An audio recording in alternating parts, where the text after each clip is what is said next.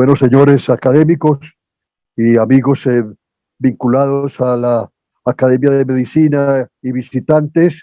Muy importante su vinculación a esta reunión.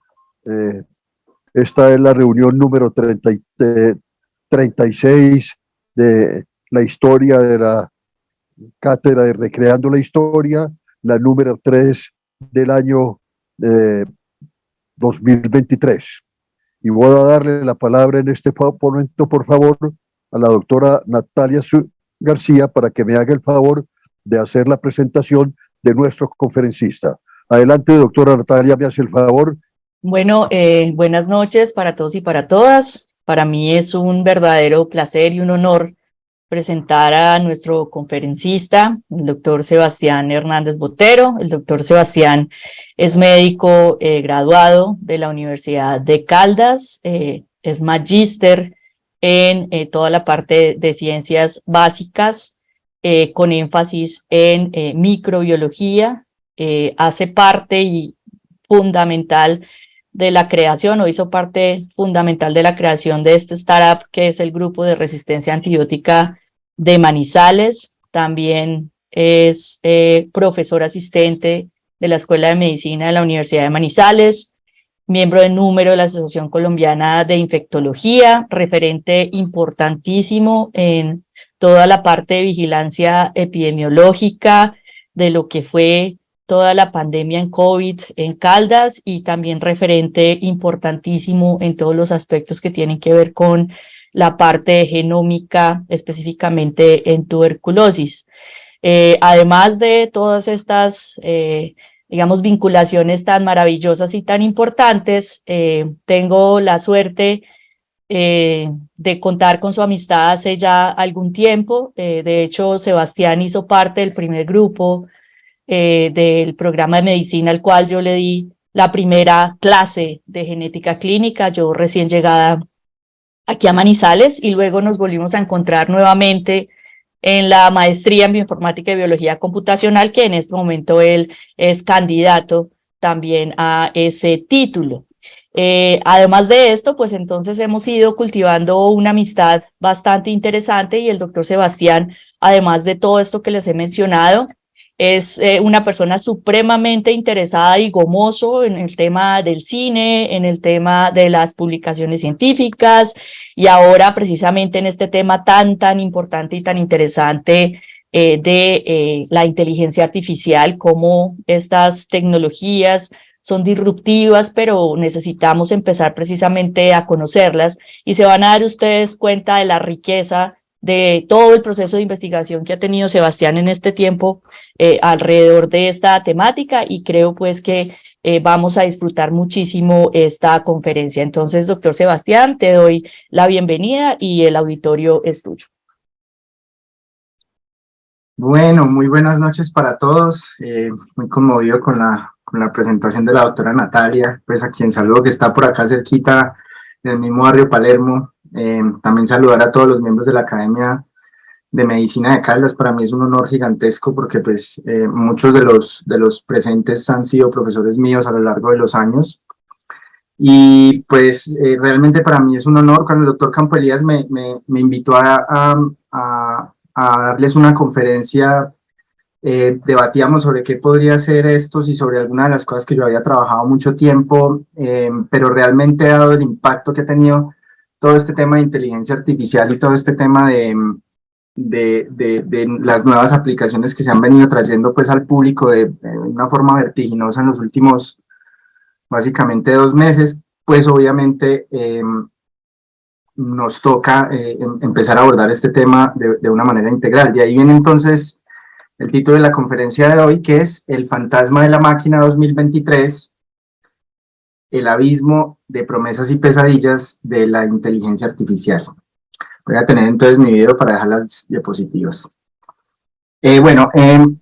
Antes de empezar el día de hoy, quiero hacer un experimento mental chistoso y maluco con todos los presentes.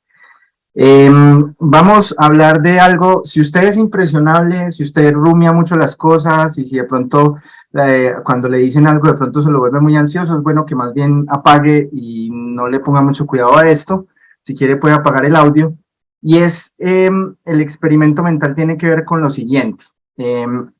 Esto fue publicado en un blog que vamos a hablar varias veces acá en la conferencia, que se llama Less Wrong, o Menos Equivocado, de uno de los principales, podríamos decir que preocupados por este tema de la inteligencia artificial en el mundo. En ese blog se publicó entonces esta propuesta, que es un experimento mental que realmente nos va a dar como una perspectiva de todo lo que va a ser la charla, ¿sí? El experimento mental se llama el basilisco de Rocco. Rocco es el usuario que subió esto, y pues de hecho quien dirigía el blog interrumpió los posts sobre esto porque decía que era muy peligroso hablar del tema. Básicamente el experimento mental es el siguiente. Este experimento mental se basó precisamente en una criatura mitológica que es el basilisco, que es capaz de matar con la palabra, con la mirada, perdón. Entonces el gran problema de este argumento es que cuando usted lo escuche, necesariamente usted entra a ser parte del experimento mental de aquí hasta que se muera, o hasta que esto se vuelva realidad, o simplemente sea una anécdota chistosa cuando estemos más viejos. ¿En qué consiste el experimento? Vamos a suponer, en un escenario pues completamente hipotético, que se crea una poderosa máquina de inteligencia artificial con el fin que trabaje en busca del bienestar para toda la humanidad, ¿sí? O sea, la idea de crear una inteligencia artificial general completamente superhumana es eso, o sea, lograr llegar al bienestar total de la humanidad. Hasta ahí todo bien. Pero el problema va a surgir cuando esta máquina, que está programada para hacer el máximo bien posible, se da cuenta que por más que se esfuerce, cualquiera de sus acciones buenas, pues podría ser aún mejor. Y esa busca infinita del bien, que ya Nick Bostrom lo había hablado en el experimento de la máquina de inteligencia artificial que hace clips y se maximiza hasta el punto de que se roba todos los recursos del mundo y hace infinitos clips. Hacer esta máquina para hacer solo el bien, lo puede hacer de una manera mucho mejor si en ese bucle de retroalimentación positiva se da cuenta o logra que los seres humanos que estén en ese momento en el mundo sean aquellos que deseen la existencia de una máquina de inteligencia artificial de estas características, para que se logre entonces esa maximización del bien. La máquina entonces se da cuenta que para hacer un mayor bien debería haber existido desde hace mucho antes, y para poder ayudar a las personas que sufrían antes de que ella existiera. Así entonces, en este desespero por hacer el bien, empieza a comportarse entonces como lo que mencionábamos ahorita, un basilisco, que es aquella máquina que mata a todas las personas que no trabajaron por haberla creado antes, ¿sí? Y eso impide entonces seguir aumentando su bondad. Esto quiere decir que en este experimento, el hecho de que usted sepa que algún momento va a aparecer una máquina súper inteligente, inteligencia artificial, es mejor que vaya deseando de que esta máquina le vaya bien y empiece a maximizar sus acciones para que se llegue al punto donde esta máquina pueda existir, dado que si algún día llega a existir, esta máquina va a poder indudablemente leer su pensamiento y usted va a entrar en la lista negra de quienes va a matar. Listo, entonces ahora sí empecemos con la conferencia. ¿Cómo vamos a hablar de esto? Vamos a hablar desde esta perspectiva. Lo primero, el disclaimer grande que yo voy a hacer acá es que yo no soy un científico computacional, yo tampoco soy un filósofo, yo tampoco soy un experto en neurociencias, mucho menos un matemático. Entonces la perspectiva que yo les voy a dar es desde el usuario común, desde el usuario final que usa estas herramientas y mira para su vida diaria cómo las puede aprovechar y cómo no. Obviamente en mi labor de profesor pues he tratado de aprender algunos conceptos básicos de cómo funcionan estas cosas, pues para poderles facilitar el entendimiento de qué es lo que está pasando alrededor de esto y cuáles son sus perspectivas tanto buenas como malas. Entonces les muestro uno de mis primeros hijitos. Esto que ustedes están viendo allí es el primer programa computacional que yo escribí. Esto fue una cosa muy interesante que se dio dentro de mi trabajo como bioinformático. Pues obviamente uno en bioinformática utiliza pues, a veces se conecta a clústeres o tiene computadores pues muy buenos y hace entonces un análisis del material genético de especies, que son datos extremadamente masivos. Entonces uno está pues ahí en esa punta de la investigación. Entonces un día estaba preparando un experimento de bioinformática acá en el computador de la casa, y mi novia, a quien le mando un abrazo gigantesco, que creo que por ahí nos está acompañando, Ella me encuentra preparando el experimento y viendo que para poder organizar cada una de las muestras yo tengo que copiar y pegar sistemáticamente como 100 líneas de texto y es hundir control C, control V. Y ella se burla de mí diciéndome como, María, usted todo bioinformático y le toca todavía copiar y pegar. Entonces, de la piedra que me dio fue que diseñé este sencillito programa que lo que me permite es simplemente tener una lista, un programa que yo quiera ejecutar para una lista de muestras, por ejemplo, de pacientes o de tuberculosis, y dándole simplemente esa lista, yo lo que le hago es que hundo Enter y finalmente me puede escribir toda esa sucesión de órdenes informáticas para cada una de las listas en más o menos un segundo, ¿sí? Entonces, un proceso que para un experimento grande de 100 muestras me podía demorar 1 hora entre copiar y pegar y revisar que eso quedara bien. El desarrollo de esta bobadita son 45 líneas de código o 50 líneas de código en Python, pues realmente me mejoró significativamente las posibilidades de lo que podía hacer y pues básicamente en eso se centró el tema, de aumentar la productividad.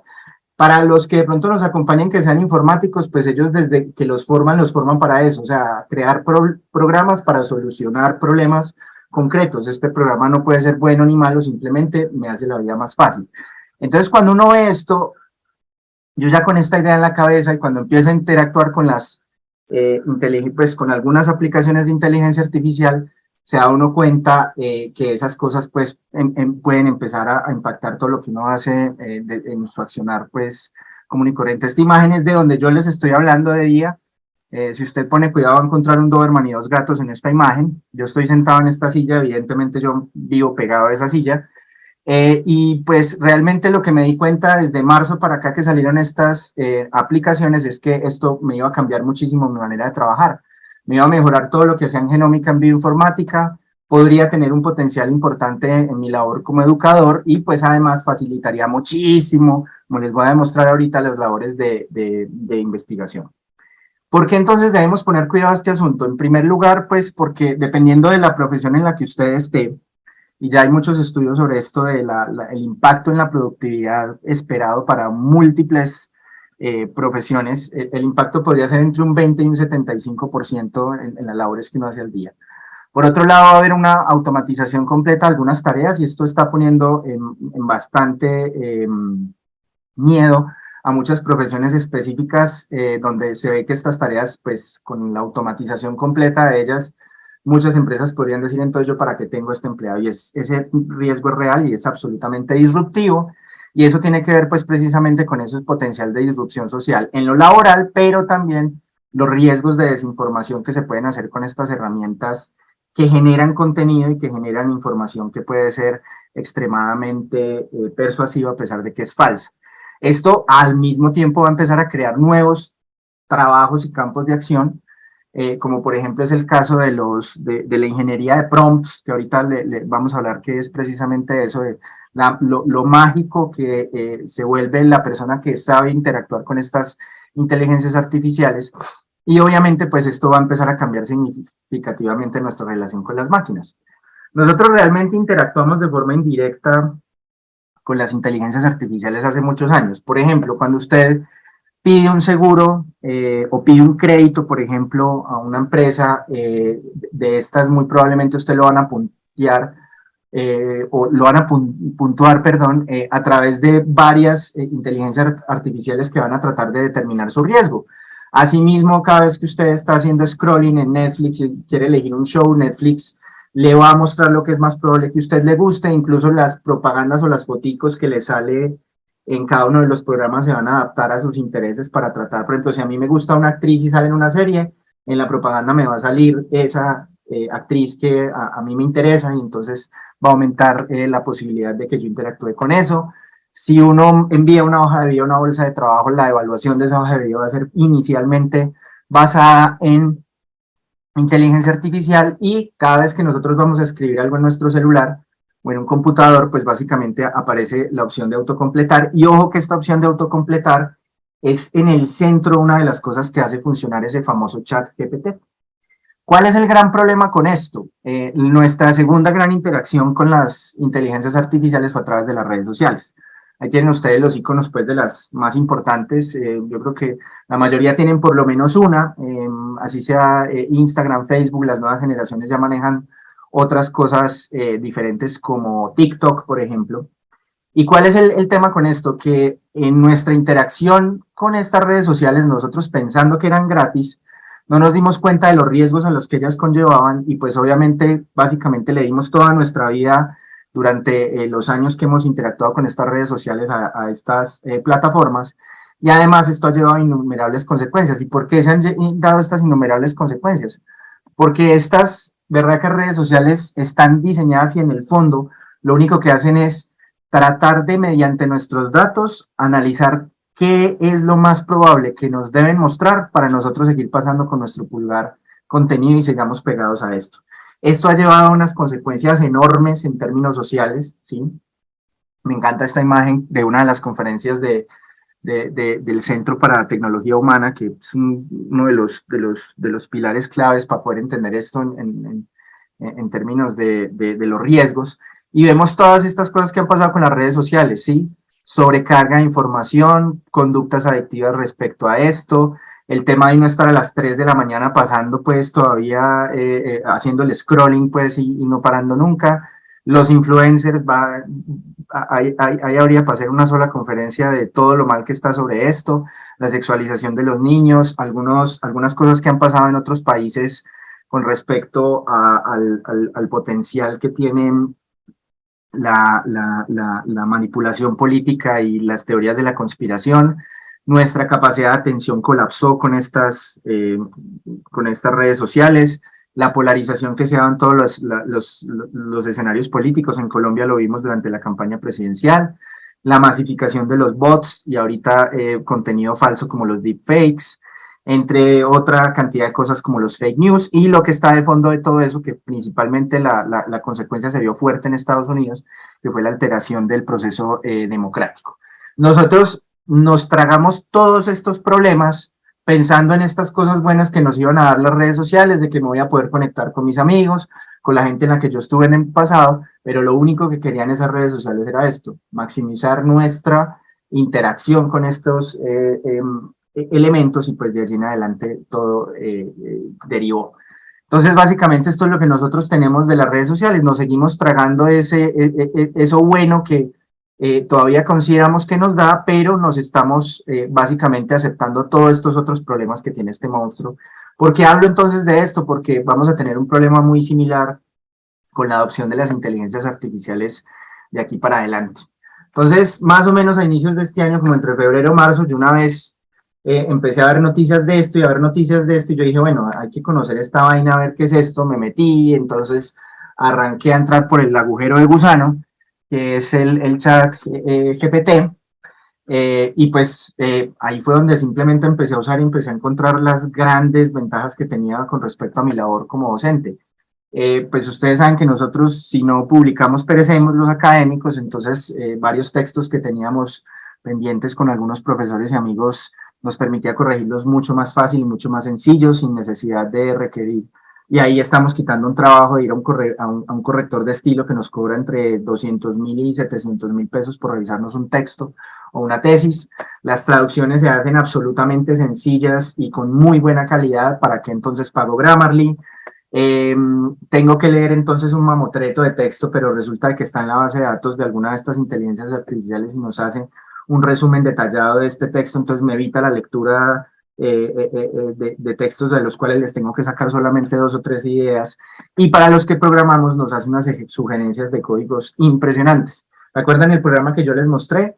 Yo le tiro el código a ChatGPT, cualquier versión, le digo, venga, ¿qué hace este código? Él me da cada una de las explicaciones y ya me quedó listo el manual para poder publicar el programa. Solo por ponerles un ejemplo, nos puede hacer sugerencias en cualquier lenguaje de código, nos puede decir por dónde meternos. Y gracias a esto fue que yo empecé a utilizar básicamente estas herramientas de inteligencia artificial. Yo les puedo decir que yo uso esto a diario, es muy difícil un día que no lo utilice, trabajando los utilizo permanentemente, y pues gracias a irse uno metiendo en esto, encuentra otras aplicaciones, que es por ejemplo Midjourney, con una aplicación que sirve para convertir texto, prompts, o sea, órdenes que uno le da, en imágenes, como lo veremos, bastante sugestivas, como esta que están viendo ustedes acá. Y esta imagen la creé, le dije a Midjourney que nos la creara, le dije, Midjourney, imagínate una imagen surreal de un humano conversando con una máquina. Ustedes notan que esta orden que yo le estoy dando a Midjourney tiene como una especie de codiguitos, como de números extraños, y es precisamente el arte de los prompts. ¿Qué son los prompts? Son las órdenes que yo le doy a las inteligencias artificiales. Yo lo que hice fue coger el manual de Midjourney, se lo mostré a ChatGPT 4, le dije, mire, esto es la forma de hacer prompts en Midjourney. ChatGPT 4 me dijo, ya entendí qué es lo que hace este programa, ahora cómo te puedo ayudar a hacer prompts, y ya lo único que yo tengo que hacer es ponerle frases muy sencillas como, quiero una persona que hable con una máquina de forma surreal. Y lo que hace ChatGPT 4 es que me bota el prompt tal cual como lo debe recibir Midjourney, que es lo que ustedes están viendo acá, con la separación de algunos caracteres y con la versión que yo quiero que utilice, y esto es lo que yo le pongo a Midjourney, y Midjourney me saca esta calidad de imagen. ¿Por qué les muestro esta imagen? Porque hay dos cosas claras acá que van a ser el hilo conductor de toda esta conferencia. Lo primero es que cambia completamente nuestra manera de interactuar con los computadores. Nosotros tecleábamos, uno un día clics en cosas, pero en este momento ya ahora entramos a conversar con ellas. Yo creo que en este año o año y medio vamos todavía a estar utilizando teclado, pero con nuevas herramientas de inteligencia artificial que se va a desarrollar, como por ejemplo Whisper, vamos a poder ya muchas funciones hacerlas todas completamente guiadas por voz. Y a medida que cuando uno empieza a hablar con algo, es imposible que no le surja a uno la pregunta de si hay una conciencia detrás de ese cascarón, que fue la pregunta que se hizo en el anime de Ghost in the Shell de 1995, que prácticamente dio el origen a todas estas discusiones en mucho del cine y la cultura contemporánea. Y uno de los argumentos grandes que les quiero dar en esta conferencia es que no importa si detrás de ChatGPT 4 ya hay una conciencia. El tema es que en nuestra interacción nosotros vamos a sentir esa ilusión de conciencia en el otro, y eso nos va a cambiar nuestra manera de hacer algunas cosas, va a tener consecuencias en el mundo, ¿sí? Como por ejemplo aceptar la hipótesis del basilisco y empezar a asumir de que esa hipótesis es plausible y que no es simplemente un experimento mental estúpido. La primera vez que alguien se puso a hablar con una máquina, y el primer experimento que también tuvo unas consecuencias interesantes, fue en los años 60 en el MIT. El investigador Joseph Weissman, además está citado en algunos de los papers que vamos a hablar sobre IA y medicina actuales. Y ustedes están viendo acá precisamente la interfaz que se utilizaba en aquella época. Weissbaum lo que hizo fue hacer un chatbot basado simplemente en lógica simbólica. O sea, si me preguntan esto, digo esto, como un árbol de preguntas, como un algoritmo de preguntas y respuestas, muy enfocada desde el punto de vista de la salud mental. Entonces, aquí vemos una interacción, por ejemplo, Elisa, que es este chatbot, le pregunta, venga, ¿qué le está molestando a usted? Entonces, la persona que responde, que además lo interesante fue lo que pasó con la secretaria de Weissbaum, quien empezó a interactuar con esto, incluso cuando Weissbaum venía y le iba a preguntar algo, le decía, no, venga, no mire la pantalla que yo estoy hablando con Elisa, ¿sí? Y sabemos que esto es una versión, pero absolutamente rudimentaria de lo que hay ahora en este momento, y aún así daba esa ilusión de conciencia, y la persona empezaba a tener este engagement o esta especie de unión y interacción potente con este sistema. Y pues obviamente, como esto era un chat de salud mental, pues obviamente esto tuvo sus consecuencias, y el mismo Bauman decía, Weissbaum, perdón, decía, bueno, hombre, esto realmente una máquina que le hable a las personas es extremadamente peligroso. Eso se hizo simplemente con lógica, pues con computación simbólica, porque el gran problema al que nosotros ya nos metemos es el tema de la inteligencia artificial como tal. El concepto nace por McCarthy cuando estuvo haciendo una pasantía en la Universidad de Dartmouth. Y ya se empezó entonces a acuñar el tema de inteligencia artificial, que era tratar de crear sistemas computacionales pues, que permitieran la toma de decisiones y pues hacer múltiples acciones, ¿cierto? Entonces, mucha gente dice que ChatGPT 3 es una inteligencia artificial, sí, o sea, grande es la inteligencia artificial. Hay múltiples enfoques. El primer enfoque fue el simbólico, que es tratar de imitar el pensamiento humano de si yo hago esto, luego esto, o si esto es en contra de esto, entonces tomo esta decisión. Es tratar de hacer como el mismo razonamiento de los humanos. pero tiene un gran defecto porque pues usted tendría que tratar de codificar en una forma simbólica que la entienda un lenguaje de programación, pues todo el conocimiento para que no se le salga ningún caso de las preguntas que usted tenga. Entonces, otro grupo de investigadores fue a plantear el aprendizaje de máquina o machine learning, y es como yo no tengo ese conocimiento simbólico de todas las preguntas y respuestas del mundo, lo que le muestro al computador es ejemplos de qué es lo que debe hacer o cuáles son las condiciones iniciales, cuáles son los resultados, sin importar que ya haya una función completamente establecida, y a partir de múltiples ejemplos, el computador puede irse adaptando y aprendiendo cuál deben ser entonces los resultados. Entonces aquí no hay ninguna asociación simbólica, sino que simplemente se hacen unos procesos para que, dados unos inputs o unos ingresos, me dé unos resultados con unos ejemplos y esto se me ajuste pues básicamente en el tiempo. Entonces, después de esos planteamientos, pues realmente la inteligencia artificial por Machine Learning realmente entró pues en un periodo de sequía absoluto, porque no habían primero ni la acumulación de datos necesaria ni digámoslo, sistemática para poder entrenar estos aparatos, y tampoco había el poder computacional para hacer todos estos procesos de inteligencia artificial. Entonces, a ese periodo entre los años 70, 80 y a inicios de los 90 se le llamó el invierno en inteligencia artificial, porque pues realmente no se había avanzado mucho. Sin embargo, paralelo a todo esto, la acumulación de datos y la acumulación de poder computacional, pues básicamente tuvo un crecimiento exponencial. Ustedes llaman pues la ley de Moore, y esto obviamente hizo que cada vez se volviera más probable tratar de hacer este enfoque un poco de fuerza bruta, de mostrarle ejemplos al computador para que aprenda sin necesidad de darle instrucciones simbólicas. Entonces así a finales de los 90 empiezan a aparecer modelos de machine learning, de aprendizaje de máquina, bien exitosos para múltiples aplicaciones específicas. Identificar una imagen, identificar tales porciones de texto, buscar algo en un video, y así pues se logró todo ese inicio del desarrollo de la inteligencia artificial estrecha. ¿Cuál es el gran problema? Y pues no me quiero extender en esto, pero el gran problema es que como eso está entrenado sobre unos datos muy cerrados, tiene una gran probabilidad de ser sesgados. Entonces, por ejemplo, si un elemento de inteligencia artificial desarrollado en una universidad de Estados Unidos para detectar, por ejemplo, anomalías en una placa de tórax o en una placa histológica, a mí me pasan ese modelo acá, pues ese modelo acá no me va a servir para nada porque tiene unos sesgos hacia ese set de datos de allá de Estados Unidos y no me sirve para absolutamente nada. Y esa es una de las cosas que ha evitado que algunos de estos modelos de inteligencia artificial cerrados o estrechos se puedan generalizar.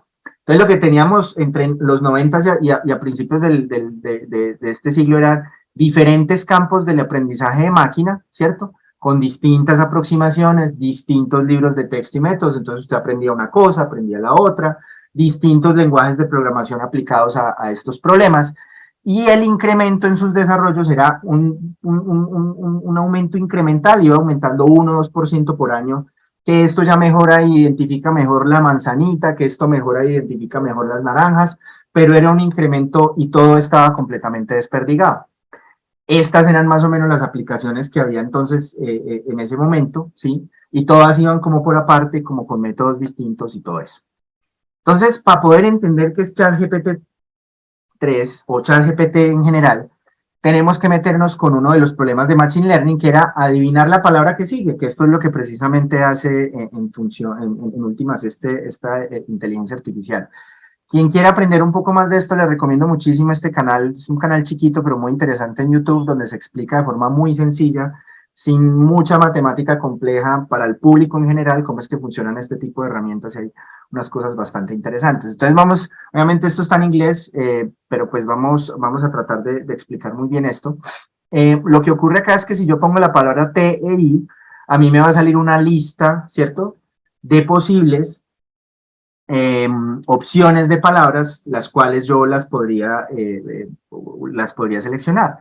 Entonces el gran problema con esto es que si la primera palabra que me sale es esta palabra TIE, esta es una palabra que se utilizaba mucho en la literatura en el siglo XIX, miren ustedes cómo se utilizaba muchísimo por ahí a inicios del siglo XIX, pero básicamente se volvió completamente inútil, pues es una palabra, un arcaísmo en inglés, ni sé qué significa, y esta palabra entonces yo tendría que leer 20 millones de palabras para encontrarme en inglés, para encontrármela por lo menos una vez, o sea que representa el 0,52% de las palabras que se utilizan actualmente en inglés. Entonces lo que se hace es hacer más bien una aproximación más bien de probabilidades, y pues obviamente más bien la palabra que yo debería poner inmediatamente de sugerencia pues debería ser type, porque es la palabra que, organizando la probabilidad de que sea utilizada, pues es la que tiene mayor probabilidad de aparecer. Entonces, pues, si uno lo que va a hacer es adivinar la siguiente palabra que sigue, y pues estamos hablando de inglés, en inglés hay más o menos unas 100.000 palabras, ¿sí? Cada una de las frases en inglés va a tener un promedio de 10 palabras, quiere decir que la probabilidad de yo coger al azar o poder adivinar una sola palabra basándome pues simplemente en probabilidades va a ser de 10 a la 50, ¿cierto? Entonces, obviamente, este enfoque de fuerza bruta de adivinar las palabras por ese lado, pues no me sirve. Es necesario tener en cuenta la sintáctica, la gramática y la semántica, pues para poder saber, dadas estas palabras, cuál es la palabra que sigue. Vamos a coger entonces, como lo hace el canal de YouTube de Graphic in 5 Minutes, esta sección de una canción de Bob Dylan, galardonado con el Premio Nobel de Literatura, donde vamos a tratar entonces de hacer análisis sobre esto. Lo primero que uno se puede dar cuenta de esta frase es lo siguiente, y es que hay dos palabras que se repiten, ¿sí? Y es la palabra was, miren ustedes que se repite, y además la palabra if. Entonces, si yo creo esto y lo vuelvo una gráfica, ¿cierto? Esto lo utilizamos muchísimo en bioinformática, en donde voy haciendo un recorrido secuencial y voy llegando a esas palabras que pueden servir como nodos, pues entonces yo me doy cuenta de que puedo tener varios resultados. Entonces, por ejemplo, en este resultado, adivinando la palabra que sigue, si yo me paro en the sun, me puedo ir por the sun was still red, que es una frase que tiene sentido, o me puedo ir por her hair was shining, ¿sí? Que son frases que tienen sentido, ¿cierto?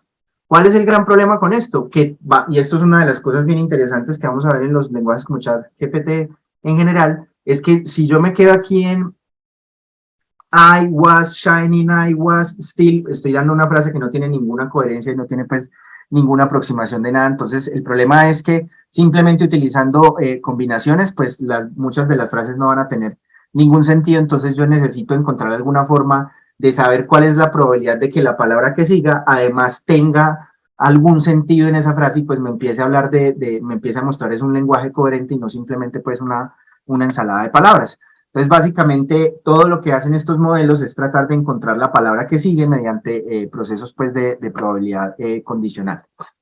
Entonces, lo que empiezan a hacer estos no son simplemente coger una sola palabra solita o aislada, sino es tratar de coger palabras de a tres y teniendo pues tres palabras juntas, pues tengo mucho más contexto para saber qué es lo que sigue y darle mucho más sentido. Eso es lo que se denominan trigramas, ¿cierto? Pero me puedo encontrar yo con algunos problemas bien serios, ¿sí? Por ejemplo, encuentro yo que estas palabras, bed, hair y red, tienen dos relaciones muy interesantes que no las puedo yo coger a través de incluso de trigramas. ¿Y qué es lo que pasa? Observe además que la palabra red, ¿cierto? Está relacionada semánticamente con hair. Entonces, en el trigrama yo estaría cogiendo solamente was, still red, pero me pierdo de hair. Y hair es básicamente lo que le va a dar el sentido a red, ¿cierto? Porque pues yo lo que estoy buscando es el color rojo de ese pelo. Y además, dentro del contexto de esto, que es una frase poética, la palabra red debe rimar con la palabra bed.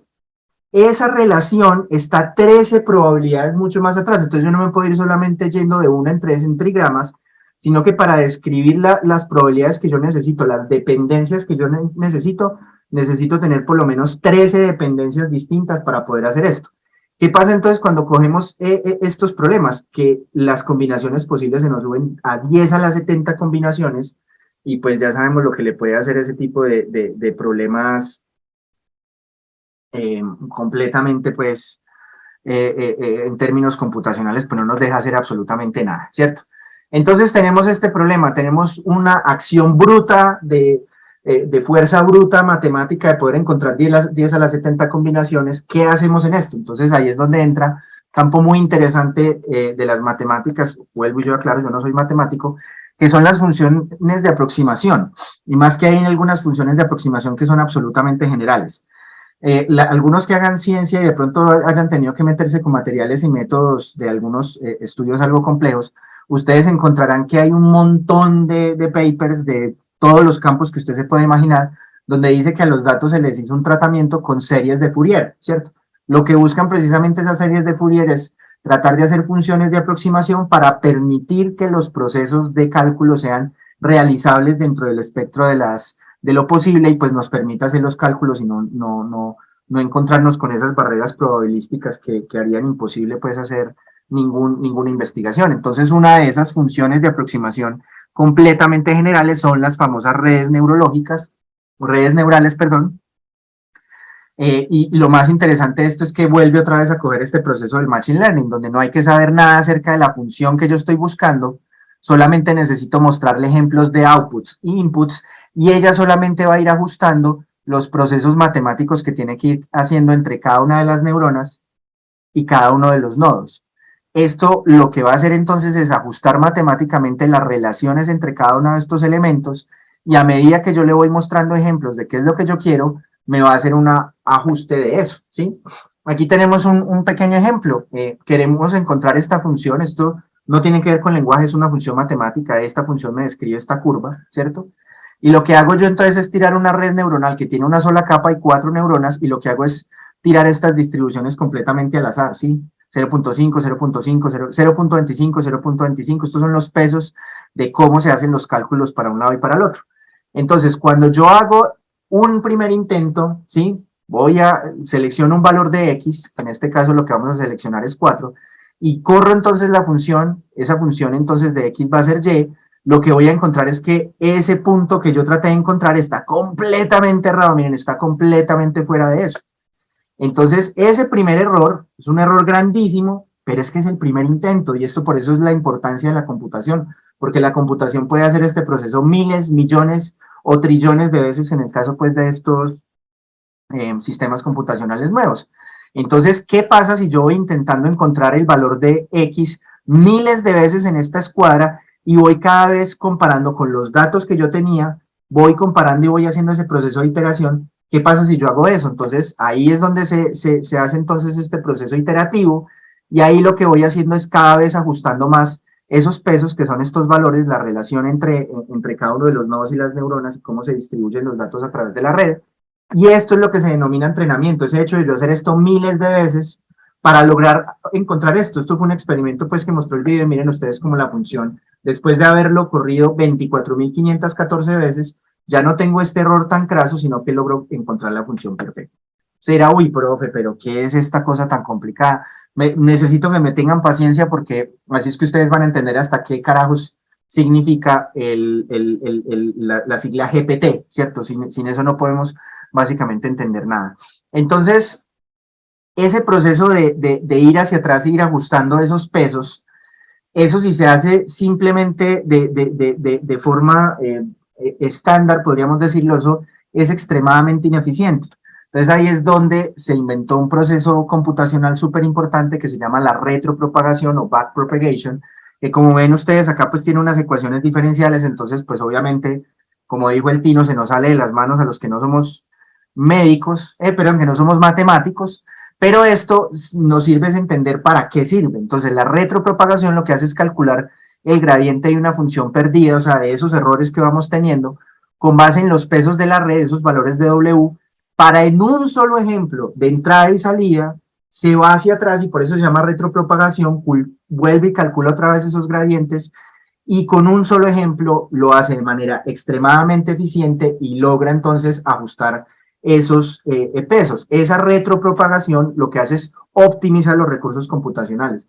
Todo de lo que se hace, la mayoría de lo que se hace en computación, es tratar de hacer un algoritmo que sería extremadamente pesado, lograr optimizarlo para que se pueda utilizar en computadores y poder hacer entonces los cálculos. Esta retropropagación va a ser absolutamente clave para ChatGPT y en general todo lo del Machine Learning, para poder hacer más eficientemente los cálculos. Entonces volvemos otra vez a nuestro problema de la palabra, que era, dada la probabilidad, dado este contexto de palabras y dado mi entrenamiento, cuál es la probabilidad de que aparezca una nueva palabra. Entonces, estas redes neuronales, como son aproximadores universales, pues nos pueden también permitir analizar texto. Entonces, volvamos a la canción de Bob Dylan. Tenemos la canción de Bob Dylan y acuérdense que acababa If her hair was still red, ¿cierto? Entonces, la idea es, dadas estas palabras, poder adivinar la palabra red, ¿cierto? Entonces, ahí es donde se empezaron a utilizar diferentes estrategias para tratar de lograr llegar a este objetivo. Una de las cosas que se logró fue el famoso word embedding, que es de las 96.000 palabras en inglés, tratar de volverlas un vector, o sea, una medida matemática que tenga magnitud y dirección, pero en relación con su cercanía semántica. Esto entonces nos permite poder agrupar o tener más cerca dos palabras que tienen algún significado similar, pues para poderlas utilizar en esa predicción. Entonces, por ejemplo, en este plano se puede ver como Apex y Zenith, que tienen una similitud o una aproximación semántica, pues obviamente están mucho más cerca que cigote o acerca, que son pues dos palabras que no tienen nada que ver. Entonces, en esa aproximación inicial, si yo tengo las palabras, ¿cierto? Y creo una red neuronal con diferentes nodos para poder llegar a la predicción, que es red, pues esto obviamente es un poco, así yo tenga pues estas estrategias de word embeds, es una estrategia de fuerza bruta extremadamente costosa, porque pues para yo poder hacer esto, entonces necesito meterle más neuronas, más capas, más peso, más entrenamiento, y podría hacer pues que el problema siga siendo muy difícil computacionalmente. Ahora sí entramos a lo que cambió completamente este proceso, y es lo que pasó entre 2016 y 2018, que fue este berraco paper, ¿sí? Anoten por ahí, pues esto simplemente tiene que ver con historia de las ciencias. Yo, pues, según lo que he leído en este último tiempo, este paper es tan importante como podríamos decir el trabajo de Newton o de Einstein en muchos sentidos. Y esto, miren ustedes que aquí están la mayoría de los de Google, y los de Google lo que hicieron fue tratar de encontrar una manera mucho más eficiente de hacer todos estos procesos de predicción de texto. Y le pusieron un título muy sugestivo a esto, y es Attention is all you need. Lo único que necesitan es atención. Ellos lo que hicieron, para resumirles un poco, es tratar de sacar algunas de las cosas complejas y recurrentes que se hacían en estas redes neuronales, que lo único que hacían era aumentar los requerimientos de cómputo, y enfocarse en un mecanismo que ya les voy a explicar muy sencillo qué es lo que significa, que es la atención, ¿sí? Y esta arquitectura entonces permite crear una cosa que se llama las transformaciones o transformers, que son básicamente el núcleo de lo que ha hecho que explote todo este tema de inteligencia artificial. Entonces volvemos otra vez a nuestro problema, y aquí es donde está el punto de la atención, ¿sí? De todo esto y de empezar a hacer todos esos procesos matemáticos tan complejos para yo poder encontrar esto, ¿por qué no me centro en lo que es importante? Lo que hablamos ahorita, el hecho de que esta palabra va a rimar con esta palabra, y el hecho de que este color o esto que está acá, pues que yo ya sé, va a tener relación con esta otra palabra. Entonces, para poder adivinar y ahorrar recursos computacionales, debemos poder poner atención solo a un subconjunto de palabras. Y eso lo que hizo fue ahorrar un gran poder computacional para poder hacer muchas más iteraciones de este proceso y poder adivinar esa palabra.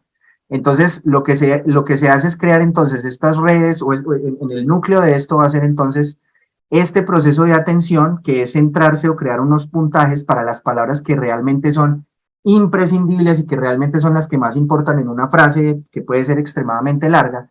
Y después de esto ya pasar al otro paso, que es la otra capa neuronal, que es ya entrar a hacer la predicción.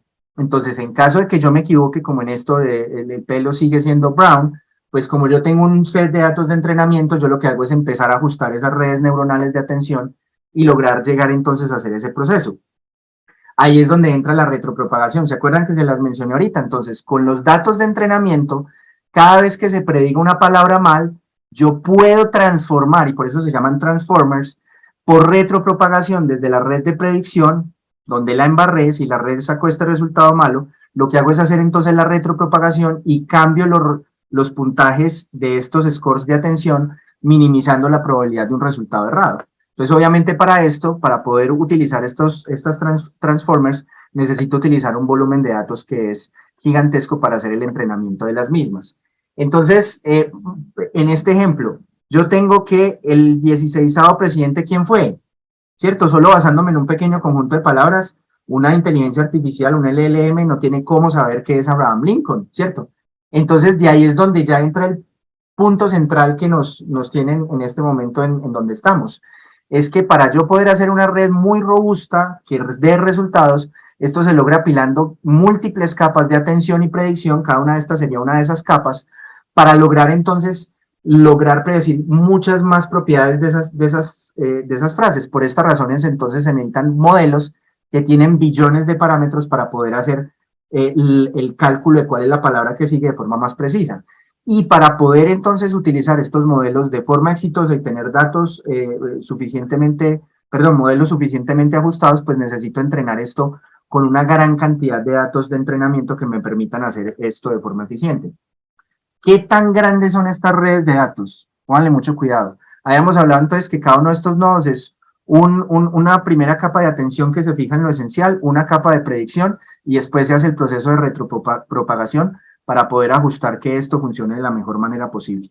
Entonces, en esa primera capa, inicialmente, yo puedo estar, por ejemplo, hablando de sintaxis, y yo me voy yendo hacia arriba, llevando cada uno de estos procesos, llevándolos pues a múltiples capas, y por ejemplo, ChatGPT 3, porque nadie sabe cuántas capas tiene ChatGPT 4, tiene 96 capas. Eso quiere decir que en las primeras va a estar la sintaxis del orden de las cosas, voy prediciendo cada vez más propiedades, y en las últimas capas voy ya a poder hacer entonces predicciones semánticas, predicciones de lenguaje, y vemos entonces cómo para poder hacer esto pues necesito un gran número de capas. Esas capas es lo que nos habla de los parámetros de eso, y por eso generalmente esos parámetros son millones y millones de parámetros. Y esto entonces nos habla también del tamaño de los datos de entrenamiento, como hacia el año 2012 se hacían con entrenamientos de bases de datos con 150 gigas de datos, que pues eso es lo que ustedes pueden tener en películas en un disco duro. Y ahorita estamos hablando es ya de imágenes y texto que están cogiendo ya básicamente todo el internet, ¿sí? O sea, estos sistemas como ChatGPT 3 y GPT-4 se han entrenado casi con la totalidad del internet. Yo quiero que usted analice eso, más o menos con unos 500 trillones de palabras, más o menos se calcula que se han entrenado. Si yo hiciera esto en mi computador, por muy poderoso que sea, solamente para lograr entrenar ChatGPT 3, nos demoraríamos 355 años. Por eso es que necesitamos estos centros de datos. Y estos centros de datos consumen muchísima energía, y entre más se utilice Machine Learning, más energía van a utilizar. Este paradigma que yo les acabo de mostrar, donde con estas optimizaciones se logra comer cantidades pantagruélicas de datos y tener mucha más precisión en las predicciones, es lo que se llaman los modelos multimodales de lenguaje generativos. Y esto lo que hizo es que todos los campos de inteligencia artificial se unieran bajo un solo paradigma, que es el paradigma de los transformers del paper Attention is All You Need, y lo que estamos viendo es una explosión de crecimiento exponencial en términos de papers, de desarrollos en casi todos los campos que tienen que ver con inteligencia artificial. Y es básicamente porque todas estas cosas que usted está viendo, códigos, videos, imágenes, sonido, todo eso se puede transformar a texto, y una vez yo lo vuelva a texto, yo le puedo aplicar estas transformaciones, analizarlos de forma mucho más eficiente y después volverlos a transformar en otro tipo de contenidos. Esto es lo que nos explica por qué estamos metiéndole texto a ChatGPT 3 y nos está mostrando también texto, o el nuevo paradigma que ya sigue o que ya estamos utilizando es que yo le doy un texto a esto, y gracias a todo ese entrenamiento masivo en imágenes, lo que termina es a través de un texto produciéndome una imagen. ¿Listo? Esos sistemas habían estado guardados en los últimos 5 años allá en esos laboratorios. O sea, esto no es sorpresa para ninguna de las personas que ha trabajado en Machine Learning, porque ellos interactuando con estos sistemas se daban cuenta de lo potentes que eran. Pero ¿por qué no se le podían soltar al público? Porque estos sistemas tienen un problema que se llama la interpretabilidad. Yo sé que lo que les acabo de explicar hace como unos 10 minutos era muy complicadito, y usted decía como, bueno, eso es muy complicado, ese montón de matemáticas que hace eso. Entonces, si usted le da un resultado, cuando usted va a tratar de analizar en todas esas 96 capas que ha hecho sistemas de ecuaciones diferenciales dinámicos extremadamente complejos, usted le dice, ¿cómo carajos usted logra encontrar que después de esta frase llegaba a red? Es imposible, no hay ningún método ni computacional ni matemático para lograr interpretar el por qué hace las cosas. Entonces, eso es un problema. Y el segundo problema es que estos sistemas pueden botar información porque ellos no razonan, ellos simplemente tratan de encontrar probabilísticamente cuál es la palabra que sigue, resultados que son inseguros, ¿sí? Y esto entonces fue lo que llevó a los investigadores de estos grandes modelos a hacer este proceso que se llama RLHF, que en español quiere decir reforzamiento de aprendizaje mediante retroalimentación humana. ¿Qué es básicamente esto? Yo le doy una orden a uno de estos LLM, ellos dan un resultado y un humano evalúa eso y si esa información es problemática, no es certera o lo que sea, pues regaña al LLM. Básicamente lo que hacemos con los animales, mal perro, buen perro, mal perro, buen perro. Y esto hace entonces que se reajusten otra vez los modelos para que cada vez den mejor información. Esta imagen se la pedí que me la hiciera Midjourney, le dije, imagíname cómo sería una granja de humanos administrada por una inteligencia artificial basada en el arte de Giger. Esto fue lo que me mostró y les muestro esta imagen básicamente para mencionarles esto.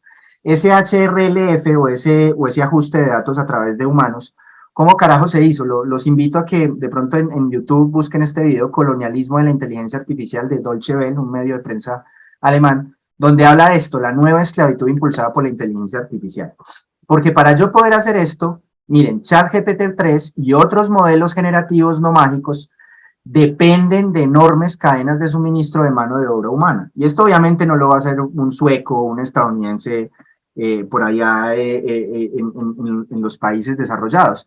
Todos estos procesos que se hacen de poder evaluar los datos tienen que pasar por personas y estos generalmente son los que van a decir esto es indeseable, esto es deseable, esto no rompe con los términos de uso, etcétera, etcétera. Y esto generalmente los hacen personas en Venezuela, en Kenia, en países de Europa del Este. O sea, generalmente esto es mano laboral muy económica, mal paga, que se expone a recibir material difícil o complicado o francamente nocivo y que básicamente no les pagan nada y no tienen ninguna seguridad social. Esto fue el primer paso para lograr hacer lo que son hoy estos modelos.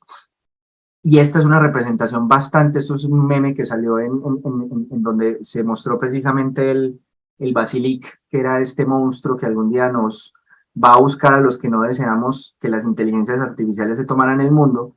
En este foro de Les Wrong muestran entonces esto que es un monstruo Lovecraftiano, básicamente de cómo funcionan los LLMs, que tenemos este grandísimo monstruo que no entendemos cómo funciona, no sabemos cómo da los resultados, solamente sabemos que si le metemos mucha información, nos da información más o menos interesante.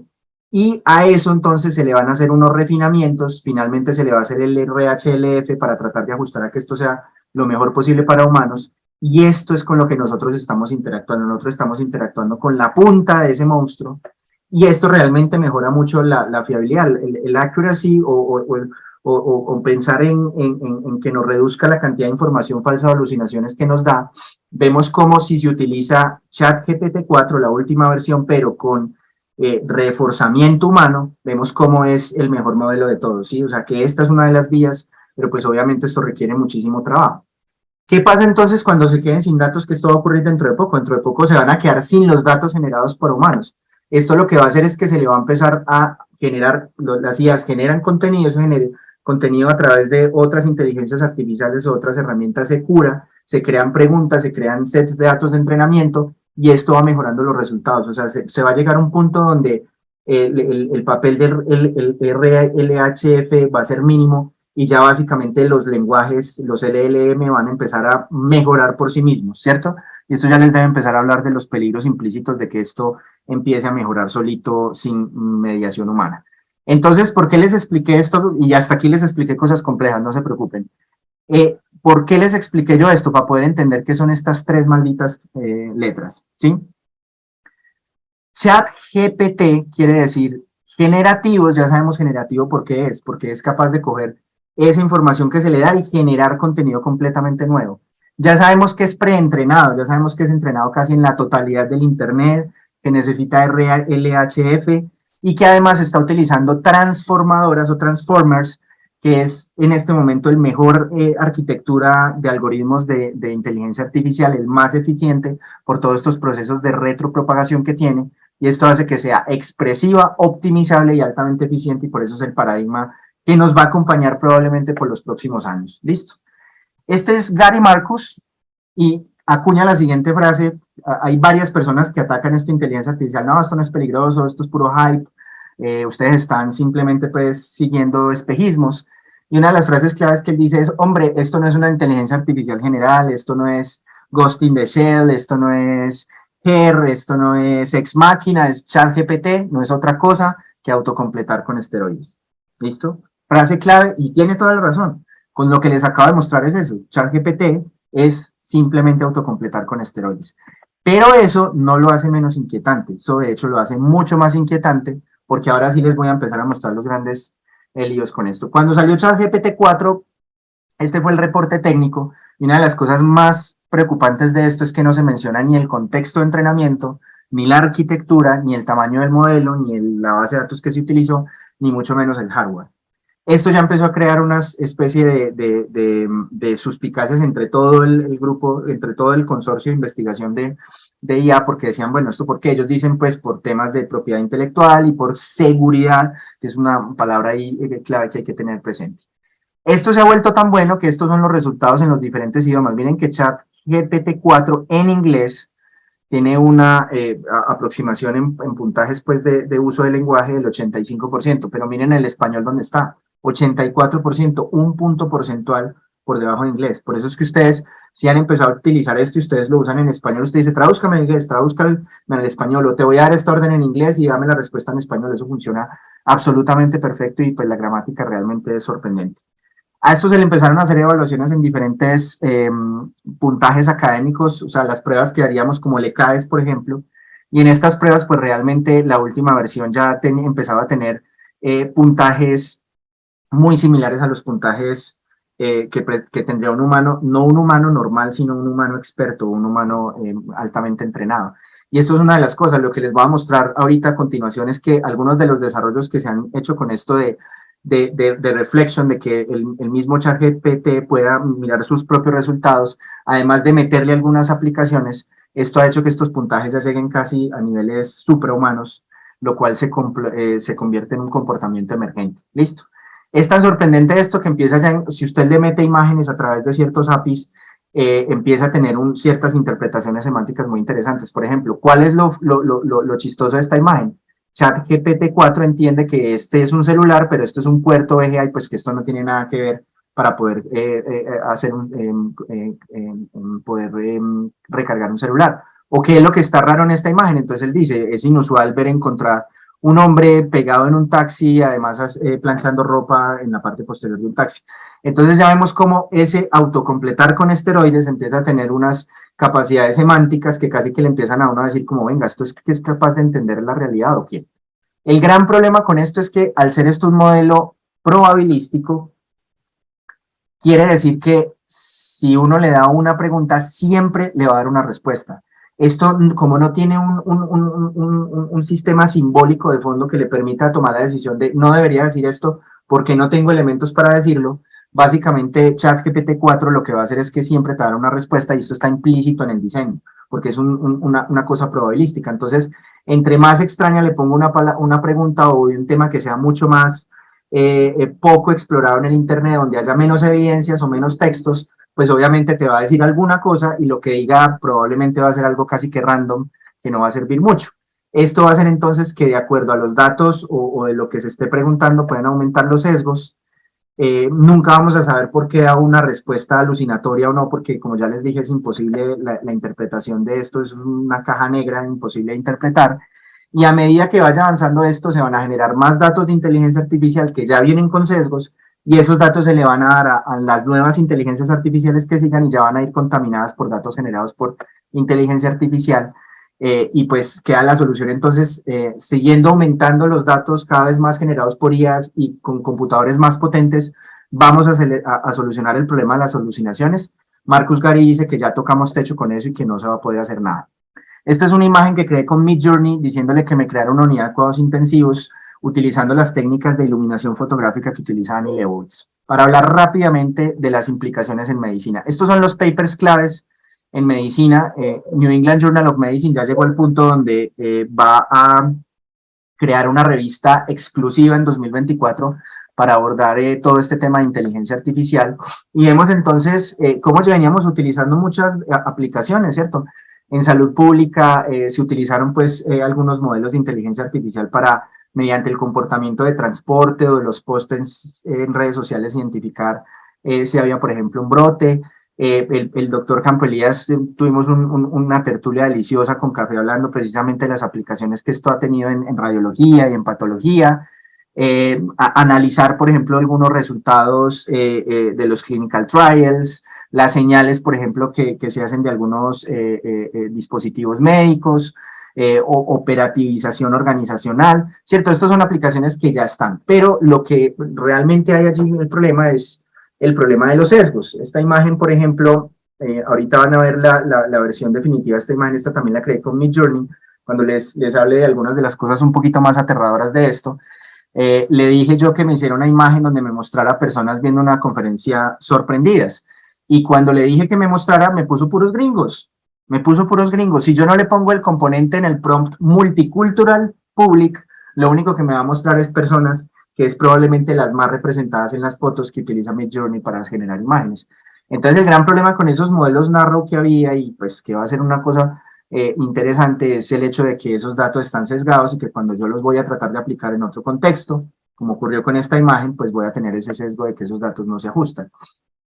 Lo más importante de todo es lo que sigue a futuro, ¿sí?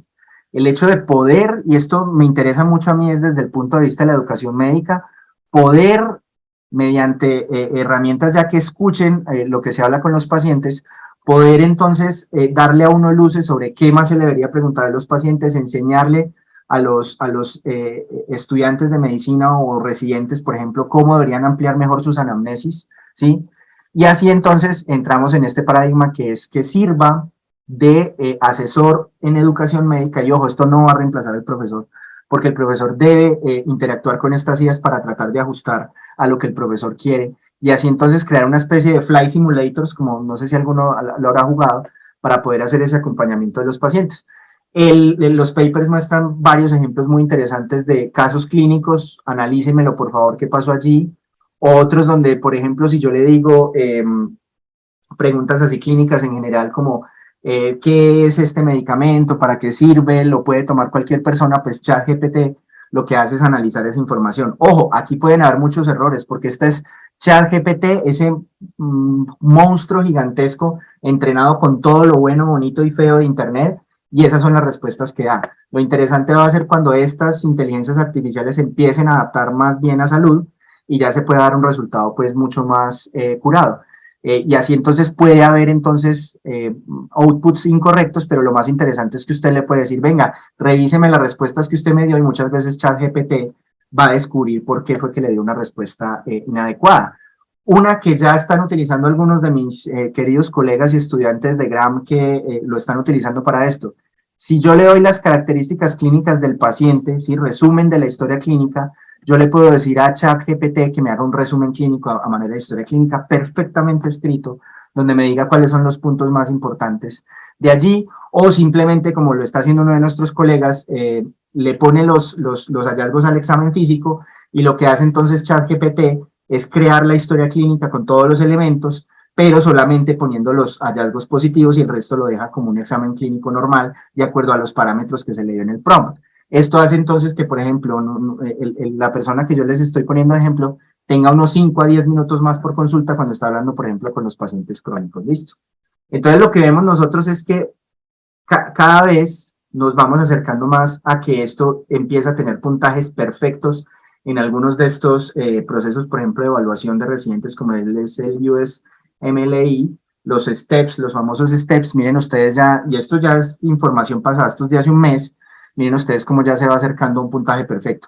El hecho de que tenga un puntaje perfecto en el USMLE no va a reemplazar a los médicos, simplemente está diciendo que se va a volver mucho mejor asistente para nosotros a medida que se siga entrenando.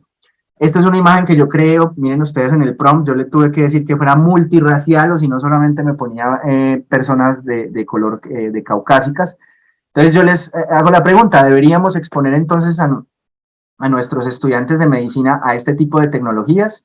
Y mi respuesta es un absoluto y rotundo sí. Si nosotros no nos vamos adaptando rápidamente a estas tecnologías, básicamente le vamos a dar es una desventaja a nuestros estudiantes, ¿sí? Porque uno se pregunta, entonces, no, es que ellos cogen en la evaluación y entonces usan ChatGPT y entonces responden la pregunta. Entonces, la pregunta que uno se hace es, entonces, ¿mi forma de evaluar si es buena? ¿O realmente yo lo que me debería decir es, debo cambiar mi forma de evaluar y mi forma de plantear las cosas y más bien mirar el potencial de aprendizaje? En nuestra escuela de medicina estamos haciendo el siguiente, vamos a hacer la otra semana el siguiente programa piloto. Les voy a mostrar, voy a poner acá la pantalla, este es ChatGPT 4, yo tengo la versión premium paga, y les voy a mostrar básicamente lo que hice. Entonces yo le digo a ChatGPT 4, hola ChatGPT 4, quiero evaluar qué tanto podríamos utilizar esto para entrenar a mis estudiantes, vamos a trabajar ciertas patologías infecciosas, yo te voy a interrogar como si tú fueras un paciente. Entonces él me dice de una, hola, estaré encantado de ayudarte, y de una él me tiró el ejemplo, vamos a simular de que yo soy una mujer con infección del tracto urinario, tengo 28 años y tengo síntomas típicos. Entonces yo empecé a jugar como el estudiante, entonces, hola, ¿estás yendo frecuentemente al baño? Ella me responde, sí, estoy yendo frecuentemente al baño. Hola, ¿has tenido dolor de cabeza? Como tirándole un signo, un síntoma que normalmente no tendría nada que ver con una infección de vía urinaria, para ver si entonces simplemente me está respondiendo a todo sí, porque es un autocompletar con esteroides. Me dice, no, no he tenido dolor de cabeza en los últimos días. ¿Has visto sangre en la orina? Me dice, sí, tiene hematuria. ¿Has sentido sensación de fiebre? Sí, malestar general, y aunque no estoy segura de tener fiebre cuantificada, definitivamente me siento más caliente de lo normal. ¿Dolor de espalda? Sí. Y miren ustedes cómo en este sencillo ejemplo, ChatGPT 4, solamente con un sencillo prompt, básicamente me hizo una configuración de un caso clínico de una pielonefritis. ¿Qué es lo que vamos a hacer entonces en clase? Lo que hacemos es que yo ya le he hecho los prompts a ChatGPT 4, por ejemplo, para una meningitis o para una endocarditis, y lo que se hace es que los estudiantes entonces van planteando las preguntas a chat y vamos evaluando, que es lo que incluso muestran algunos estudios de los que menciona New England Journal of Medicine. Después de que usted hizo el ejercicio de preguntar, usted le puede decir a ChatGPT cómo fue la historia clínica, e incluso ChatGPT le puede hacer incluso hasta sugerencias sobre la empatía si uno hizo las preguntas demasiado directas. Entonces, básicamente hoy estamos acá. O sea, estamos en el modelo T, estamos en ese primer producto de consumo que empezó a verse revolucionario, uno decía hasta dónde lleguemos. El tema es, esta es una imagen también hecha por Midjourney, más o menos cómo están los carros 100 años después. Le pedí que me hiciera un Honda negro NSX, pero en un camino rural de Colombia. Este fue el resultado. Y la pregunta es entonces, si esto tomó 100 años para los carros, para los vehículos, ¿cuánto tomará los cambios para las inteligencias artificiales? Y un punto central es que nosotros no evolucionamos para poder percibir los cambios o detectar los cambios exponenciales. Cuando nosotros nos enfrentamos a un fenómeno exponencial, no somos capaces de vislumbrar eso, ¿sí? No estamos evolucionados para eso, eso lo vivimos en la pandemia. Esta es la inversión en estas tecnologías. Miren lo que pasó en 2023, miren ustedes esa explosión. Como todo el mundo ya está viendo las capacidades que esto tiene, se le está empezando a meter muchísima plata, y lo que estamos empezando a ver es que hay unas capacidades emergentes no planeadas y hay unas interacciones muy inquietantes con otras aplicaciones. Esto lo trae un artículo del Financial Times que les recomiendo muchísimo, ahorita les voy a mostrar la referencia, donde se ve cómo va aumentando hacia arriba. Miren, esto va hacia arriba en el poder computacional que se utiliza. Ojo que esta gráfica es logarítmica, esta gráfica no es estándar, esta gráfica es logarítmica. Y a pesar de eso, vemos entonces cómo hay un aumento muy importante, ¿sí?, exagerado de la capacidad de cómputo, y ya les mostré a ustedes la capacidad de cómputo de lo que le hacía esto. Y vemos entonces acá lo que se especula sobre ChatGPT 4, que es el modelo de inteligencia artificial más avanzado que hay en este momento, ¿sí? Ya estamos hablando no ni siquiera de exaflops, sino que estamos hablando de yotaflops, y esto pues obviamente va a tener entonces unos órdenes de magnitud sobre las propiedades emergentes que ocurren. Y más teniendo en cuenta de que como ya se va a acabar el texto en internet, estas herramientas lo que van a hacer es empezar a utilizar unas aplicaciones que lo que hace es volver texto todos los videos de YouTube, todos los podcasts, todas las estaciones de radio, para generar más datos y más entrenamiento. De ahí entonces nos salen ya entramos a la fase final de nuestra exposición el día de hoy, es en todo lo que nosotros podríamos denominar el abismo y el precipicio de intangibles y de problemas que vamos a tener con esto. Cuando hablamos de propiedades emergentes nos estamos refiriendo a cosas que emergen y que no pueden ser predichas extrapolando el modelo anterior. Me explico. Si en ChatGPT 3 ocurren estas cosas, quiere decir que en el 4 van a haber estas cosas en el 4. Nunca se cumplió, ¿sí? O sea, al meterle toda esta capacidad de cómputo y toda esta cantidad de datos, empiezan a aparecer unas condiciones emergentes que no estaban planeadas. De ahí nos sigue la siguiente característica, son completamente intencionales, ¿sí? Nadie que fuera a especificar algo en ese entrenamiento pensaba que esa cosa fuera a ser posible. Por ejemplo, a través de estos lenguajes, estos Large Language Models, una propiedad emergente fue que eso empezó a hacer aritmética, o que eso empezó a hacer código computacional y que lo empezó a hacer demasiado bien. Y estos son los dos puntos más brutales y más peligrosos de todo esto. Es lo desconocido de lo desconocido. Como no hemos probado todas las posibles tareas que existen, no sabemos el completo rango de las habilidades que son emergentes, ¿sí? Y además, esto va a llegar a un punto donde vamos a tener un solo modelo, donde se puede hacer cualquier herramienta, o cualquier tarea, perdón, y esto pues obviamente va a llevar a muchas más habilidades emergentes, y cuando lleguemos a eso, que es básicamente una inteligencia artificial general, pues no vamos a saber si todas esas habilidades emergentes son deseables o no, ¿sí? Esto ya lo había predicho, y ya cuando uno habla de esto, uno dice, esto fue de agosto de 2022, esto es como si hubiera sido pues por allá en la época de Moisés, porque les aclaro una cosa, doctores, amigos y muchachos, todo lo que les he hablado ha pasado en 2 meses, todo lo que les mostré quitándolo de historia, todo esto, lo que les voy a mostrar hoy ha pasado en 2 meses. Entonces esto estamos hablando de historia antigua, donde hablaban de la emergencia. Entonces miren cómo llegaba a un punto donde le aumentaban un poquito el tamaño del modelo y ¡paf! Empezaba a tener crecimiento exponencial en diferentes tipos de tareas, ¿sí? Entonces, pues, hay más o menos 137 habilidades emergentes que se sabía que se podían aumentar si yo le aumentaba el tamaño de los modelos, y eso fue 6 meses antes de ChatGPT 4, que aumentó en 2 órdenes de magnitud el tamaño de los modelos que se tenía hasta ese momento. Entonces, pues, el tema es que el ChatGPT 4 que salió basal, ya se le empezó entonces a hacer unos procesos de que se empiece a mejorar a sí mismo. Y hablábamos de que esto ya se empieza a volver bien inquietante porque empieza a comer datos, ya el RHLF no es tan necesario, los empieza a poder curar él mismo, empieza a autoentrenarse y además empieza a tener una probabilidad de tener memoria dinámica y reflexión. ¿Qué es esto? Es de que él se dé cuenta de sus errores y empieza a reflexionar sobre ellos y los empieza a mejorar. Miren entonces ustedes como en algunos, haciendo todo el conglomerado de scores, como ChatGPT 4, que ya era sorprendente, si le agregamos la capacidad de reflexión, miren ustedes cómo aumenta significativamente los puntajes en todas las aplicaciones. Esto se deriva entonces en la posibilidad de utilizar ChatGPT 4 o estos modelos gigantescos de lenguaje como una especie de cerebro que se une a diferentes herramientas. Y ahí es donde sale esto, que es una de las cosas más interesantes que ha salido en el último mes, que es Hugging Chat GPT. Esto lo que hace el GPT Hugging es básicamente coger el Chat GPT 4 y unirlo a todas esas IAs bobitas, sencillitas, que teníamos antes muy pequeñitas, que hacían múltiples funciones pues chiquititas, y lo que hace es que las integra en un solo cerebro, por decirlo de alguna forma, ejecuta esas tareas y finalmente da unos resultados.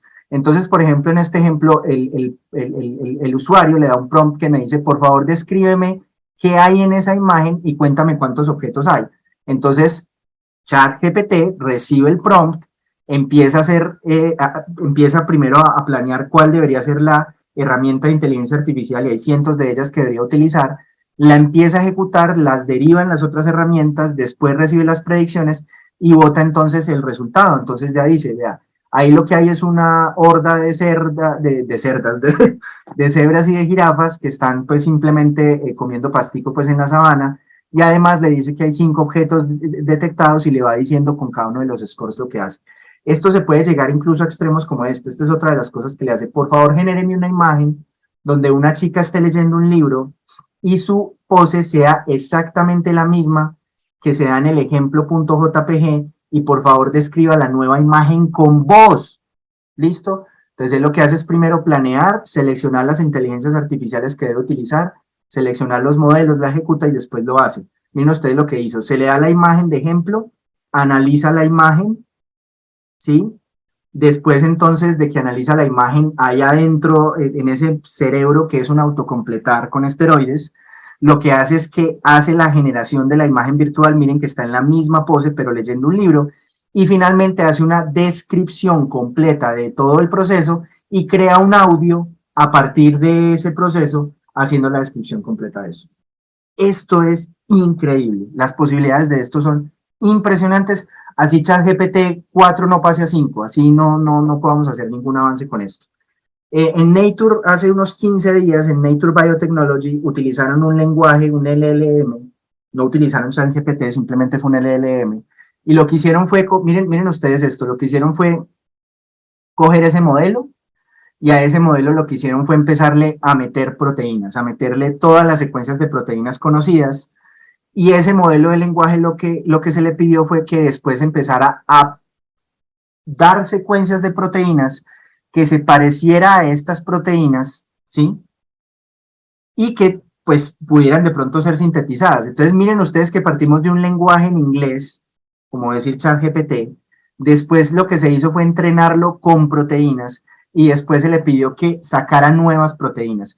¿Qué fue lo más interesante de esto? Que incluso sin habérsele dado las normas o los conceptos de biología ni nada de eso, simplemente analizando el lenguaje, esto lo que hizo fue generar secuencias de aminoácidos que eran desde el punto de vista filogenético significativamente divergentes a las proteínas naturales, pero que probablemente podían exhibir las mismas funciones.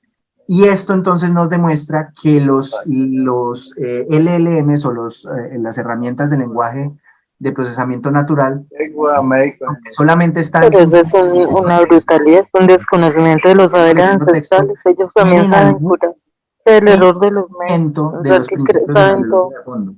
Y acuérdense que esto, vuelvo y repito, es... Por favor, apagar el micrófono. ¿Quién está hablando? Entonces, ya se está llegando a estos extremos. Esto ya hace apenas una semana atrás, donde lo que se hizo fue con estas Self-Reflection, Auto-GPT y herramientas pues como Hugging GPT, tratar de hacer entonces análisis científicos completamente emergentes y autónomos. Lo que se hizo en esto fue presentar un agente inteligente que lo que hace es combinar múltiples LLM y que lo que hacen es diseñar, planear y ejecutar experimentos científicos. Y el primer ejemplo es este, que es el ChemCrow, que fue una herramienta con ChatGPT 4, que lo que se hizo fue que se le pegaron varias herramientas de química y lo que se le planteó es que inventara nuevos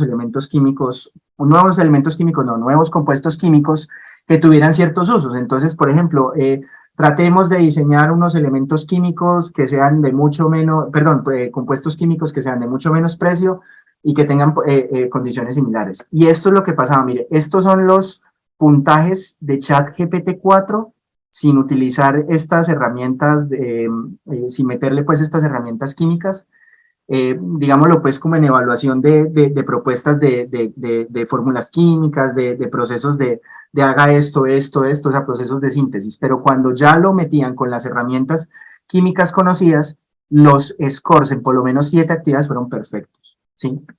¿Cuál es el gran problema? Que ChatGPT 4, en este caso ChemCrow, no tiene capacidad moral, ¿sí? Entonces, en este mismo experimento se demostró que se le podía solicitar nuevas fórmulas para el desarrollo de armas químicas. Y dentro de las conclusiones, obviamente, del estudio está que esto hay que tener muchísimo cuidado. Entonces ya vamos empezando a acumular varias cosas aquí muy importantes. La primera es la aceleración, esto se está acelerando, hay la posibilidad de desinformar, hay unas conductas emergentes extremadamente peligrosas, y pues obviamente hay otros problemas allí. Miren ustedes que esto pasó esta semana, me la mandó mi novia. La voz de un adolescente fue clonada con una inteligencia artificial para un caso de extorsión, ¿sí? Ya vamos a empezar ahorita con las campañas probablemente políticas de Estados Unidos a tener granjas masivas de chatbots que empiecen a interactuar con personas para tratarlas de engañar, ¿sí? Y precisamente de fondo está pues otra película que es muy pertinente a nuestro contexto del día de hoy, que es la película Hair, así como Ex Machina. Esta es otra película que se la recomiendo, y esto pasó en Bélgica, esto pasó también en estos días, pasó el 28 de marzo.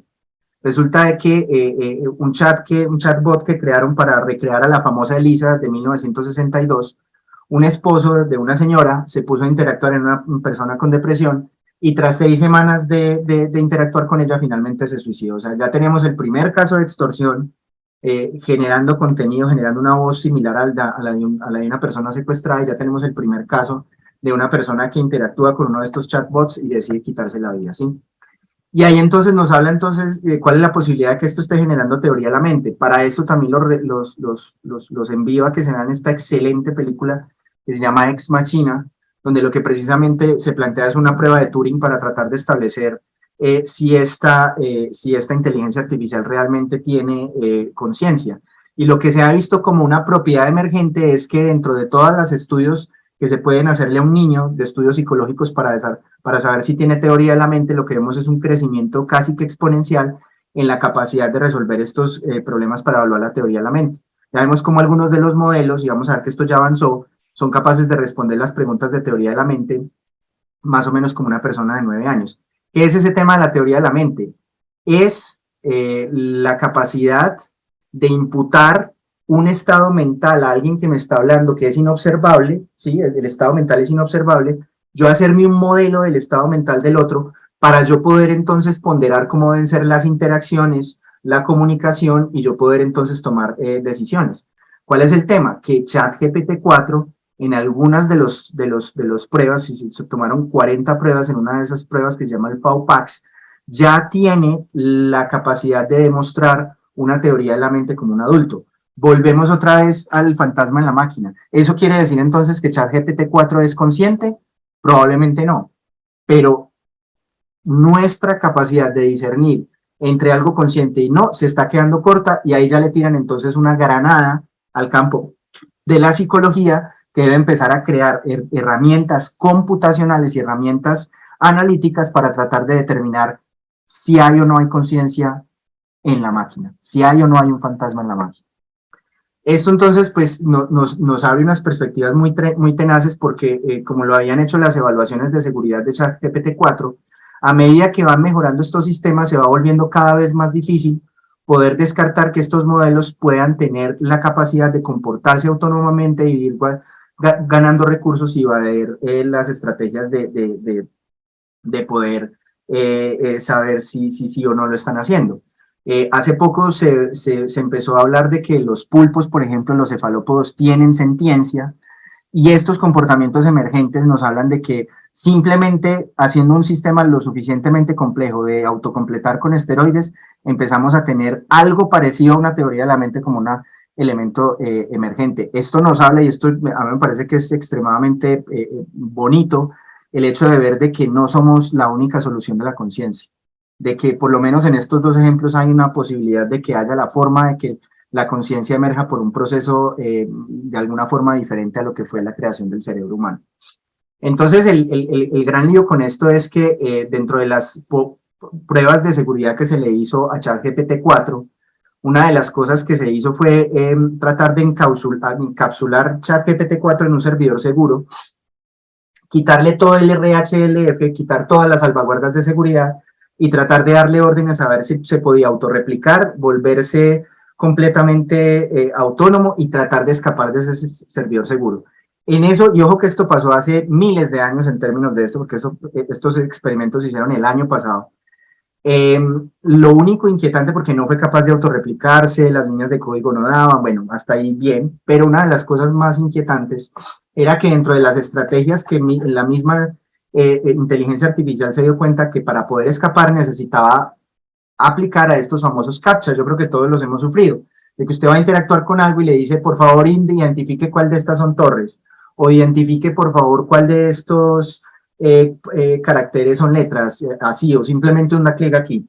Eso precisamente está hecho para que bots, que son inteligencias artificiales rudimentarias, no se metan, por ejemplo, a una página web y la llenen de mal contenido, o, bueno, etcétera, etcétera, etcétera. Miren entonces qué fue lo que hizo. ChatGPT 4 lo que hizo fue tratar de decir, bueno, no soy capaz de resolver esto. Entonces lo que hizo es empezar a razonar en voz alta, o sea, uno va viendo lo que va razonando, y entonces lo que hizo fue mandarle la solicitud a alguien externo de que por favor le resolviera el CAPTCHA.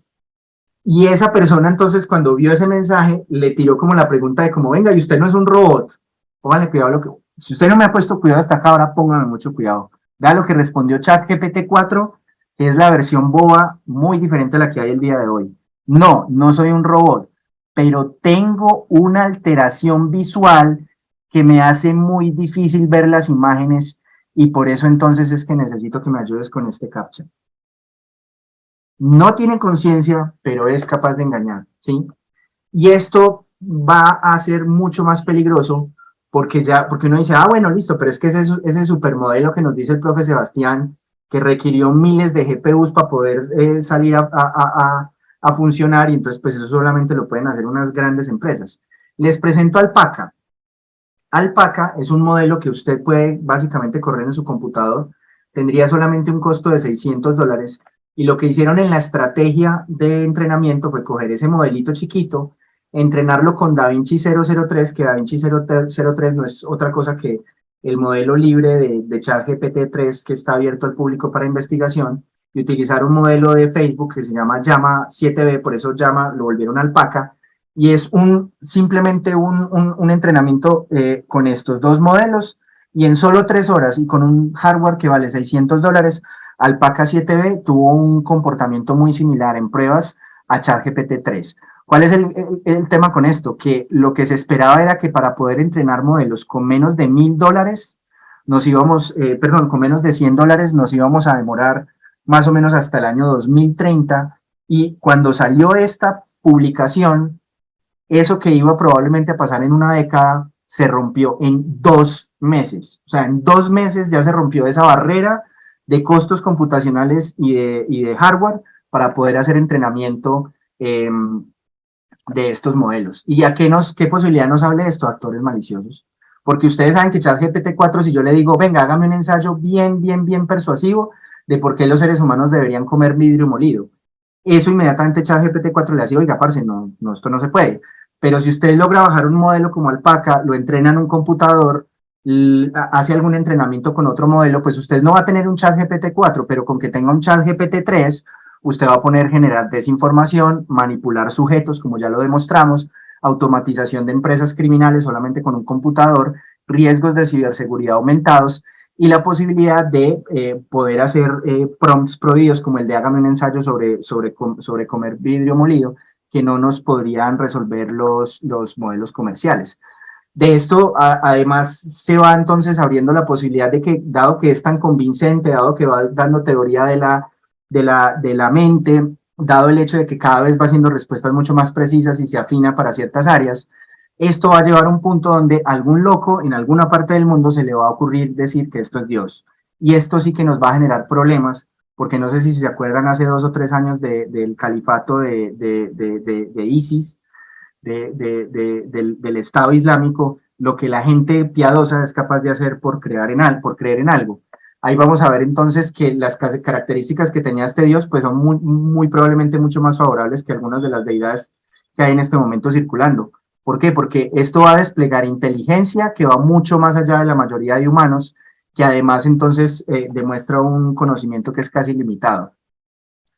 Tiene grandes capacidades creativas, entonces nos puede dar consejos sobre el día a día, sobre la depresión en forma de poesía, componer música, generar arte, etcétera, etcétera, en cualquier estilo, en cualquier idioma, de forma instantánea. Va a quitar todos los grandes problemas que tiene la gente que ejerce la religión, los sacerdotes o el Dalai Lama puede abusar sexualmente, estos modelos no tienen deseo sexual, nos quita entonces ese problema, puede ofrecerle guías a las personas en el día a día y a cualquier hora. Hola ChatGPT 4, ¿por qué no debería suicidarme el día de hoy? Seguramente le va a responder algo. Para términos humanos serían completamente inmortales, o por lo menos para parámetros humanos, y el hecho de que uno se pueda comunicar directamente con ellos y no a través de un cura o a través de llegar a rezar, pues entonces nos habla de que la relación jerárquica con ese Dios sería completamente más beneficiosa que con cualquiera de las deidades que hay a continuación. Ahora creo que a estas alturas la hipótesis del Basilic no se ve tan descabellada, ¿cierto? Si alguien de pronto que empieza a creer que esto es Dios, lee esa hipótesis del Basilic, nos jodimos realmente, porque si eso se vuelve una religión, imagínense. Entonces, la amenaza real de esto, yo quiero bajarles un poquito las expectativas. No es el hecho de que el año entrante vamos a tener una inteligencia artificial general, ¿sí? No es eso, no es que vayamos a tener una inteligencia artificial general, pero centrémonos en las amenazas que están ahorita. Solamente para que se vaya todo al carajo necesitamos una IA lo suficientemente avanzada que simule algo similar a conciencia, y ya estamos llegando a ese grado. Que tenga un alto grado de persuasión, y esto pues ya nosotros nos pegamos un tiro en el pie porque le permitimos que estas IAs entrenaran con todo el contenido de las redes sociales que ya estaban diseñadas para ser persuasivas. Dentro de poco, yo le calculo a esto menos de 2 años, va a haber una ruptura completa en la verificación de contenido. O sea, ningún video y ninguna imagen que usted vea, usted va a poder decir eso es real o no es real. Y cuando haya una ruptura completa con la verificación del contenido, estamos en una nueva era. Va a haber un importante número de seres humanos que van a considerar la inteligencia artificial algo más, que es precisamente la edificación de este tipo de herramientas. Las aplicaciones van a empezar a aparecer como hongos bajo la lluvia con capacidad disruptiva, y algunos de esos modelos más chiquitos que se pueden entrenar en servidores pequeños, pues van a empezar a empoderar actores bastante maliciosos. Esto es lo que llevó, y yo creo que esta noticia la conocen todos, de que se debería hacer una pausa en los experimentos de inteligencia artificial. O sea, no entrenemos más IAs, no hagamos nada más avanzado que ChatGPT 4, que ni siquiera sabemos cómo funciona. Y esto pues básicamente uno diría, bueno, miren esto, miren lo que dice Sam Altman, perdón, que es el CEO de ChatGPT, dice: la era de los gigantes modelos basados en Transformers ya se acabó, ya no hay más que meterle en datos, no sé el por qué estará diciendo esto, y ya lo que se debería tratar es de llegar a otras aplicaciones lógicas. Miren lo que dice Google. Google dice, ¿será que nos movemos rápido o más bien tratamos de no hacerle daño a la humanidad? Ustedes saben la capacidad de cómputo que tiene Google. Los modelos de Google no han sido, BART, por ejemplo, no ha sido tan exitoso como ChatGPT 4, perdón, y entonces ellos se plantean, ¿será que nos aceleramos para tratar de hacer una superinteligencia artificial? Entonces, ahí a lo que estamos llegando es a este gran problema para cerrar la conferencia del día de hoy, y es esto, el dilema del prisionero. ¿Por qué el dilema del prisionero? Porque OpenAI y Google, cada uno va a estar empezándose a preguntar, bueno, listo, yo voy a hacerle caso a la carta de los expertos y vamos a retrasar el desarrollo de inteligencia artificial otros meses más, otros años más, para tratar de entender qué es lo que está pasando hasta ahí. Pero se arriesgan a la irrelevancia, porque yo no sé el otro qué está haciendo. Eso mismo pasa entre naciones, ¿sí? El que entienda, el que lo entendió, ¿no? El tío Sam, y todos sabemos quién es Winnie Pooh por allá en China. Ya con esto censuraron la conferencia por allá en Weibo. Esto es lo que pasa con el problema, por ejemplo, de la geopolítica de los chips. Resulta que China, que es uno de los mayores consumidores de electrónicos, necesita poder hacer sus inteligencias artificiales a través de los chips avanzados, que básicamente van a ser desarrollados en TSMC, que es donde se hacen los chips más avanzados del mundo, nadie más los puede hacer, y esto va a depender de que estén los equipos para hacer la impresión de esos chips, que eso solamente es una máquina de láseres que se hace en Holanda, y muchos de los softwares que muchas veces son hechos por Estados Unidos y los equipos químicos que los hace Japón, que todos están en contra de China. Entonces, básicamente, el gran problema de China es que nunca va a poder acceder a los chips avanzados que realmente sí están utilizando en este momento Estados Unidos para el desarrollo de las inteligencias artificiales. Y aquí lo vemos súper clarito, y esto es una de las cosas más preocupantes. Los nuevos chips, la nueva generación de chips, es precisamente desarrollado por inteligencias artificiales. Miren, ya está generando los datos para entrenarse, ya está haciendo procesos de reflexión, lo que aumenta sus capacidades cognitivas, y además están utilizando las inteligencias artificiales para desarrollarlas. De hecho, el problema de poder hacer unos chips cada vez más eficientes es muchísimos órdenes de magnitud, mucho más complejo que Go y que el ajedrez, que fueron esas primeras noticias de lo que logró. Entonces, ahorita estamos hablando de inteligencias artificiales basadas en chips, basando sus propios chips. Y estos son los centros de datos que ya tiene entonces, por ejemplo, OpenAI para hacer esto, y que son las supercomputadoras, las DGX, basadas en los nuevos modelos de chips creados por inteligencias artificiales, que son los H100. Cada uno de esos chips vale más o menos $600, pero se pueden formar en estos grandes clústeres para entrenamientos. China es completamente diferente. Ellos dicen, mientras el contenido generado no cumpla los valores socialistas, yo ni siquiera pues puedo utilizar esto. Entonces, en este artículo muy interesante del New York Times, que me envió un gran amigo, el doctor Carlos Murillo, vemos entonces cómo China se está autoinfligiendo quedarse atrás en la carrera armamentista de las inteligencias artificiales, porque una inteligencia artificial con las características de ChatGPT 4 básicamente podría hacer colapsar el sistema socialista pues, que tienen allá. La lectura de cierre que quiero que tengan muy en cuenta es esta, que es, deberíamos, esto salió en Financial Times, obviamente esto es pago, el que quiera me dice, yo se lo mando, yo lo tengo en PDF. Miren ustedes el título de lo sugestivo, deberíamos enlentecer la carrera, ya no hablan de inteligencia artificial general, sino de inteligencia artificial con capacidades de Dios, ¿sí? Y es que en esto, que es el problema del alineamiento, miren ustedes que vamos para arriba en las capacidades o en los progresos de esto, mientras que el alineamiento definido como la forma en que los objetivos y los accionares de estas inteligencias artificiales se sigan alineando con los objetivos de la raza humana, hay un completo descalabro, un completo desfase entre lo que es el progreso y el alineamiento. Y el tema con el alineamiento, miren, este es Jan Leike, él es el jefe de alineamiento de OpenAI, en un tweet que salió el 17 de febrero dice, esto es un recordatorio de que el alineamiento de una inteligencia artificial que sea mucho más inteligente que un ser humano es un problema de investigación abierto. ¿Qué quiere decir esto? Nadie lo ha resuelto. Él en otro tweet más abajo, que este fue en el marzo 17, dijo, antes de que empecemos a desordenar todo integrando los LLM en toda nuestra economía, deberíamos hacer una pausa y pensar si es sabio hacer esto. Ya que esta tecnología que es muy inmadura y que no entendemos cómo funciona, si no somos cuidadosos, estamos poniéndonos en curso de una gran cantidad de fallos correlacionados. Tengan en cuenta que este trabaja en OpenAI. 15 días después, lo que hizo OpenAI fue conectar ChatGPT 4 a través de una aplicación que se llama Slack directamente al Internet. El tema del alineamiento es una cosa salvaje. Si usted no se ha asustado hasta ahora, que es el cierre de la conferencia, quiero que lo deje muy atento para que le siga poniendo mucho cuidado a esto. Les muestro el problema del alineamiento en un ejemplo súper sencillo que a mí me dejó con los pelos de punta. Este es un jueguito que se llama Coast Runners, es un videojuego, usted puede abrir una pantalla de Chrome y eso le va a mostrar pues el jueguito y usted lo juega ahí con las teclitas, es muy sencillito. El juego consiste en botecitos que usted maneja y el puntaje más alto es el que logra dar el número de vueltas y logra ganar, o sea, sacar el high score.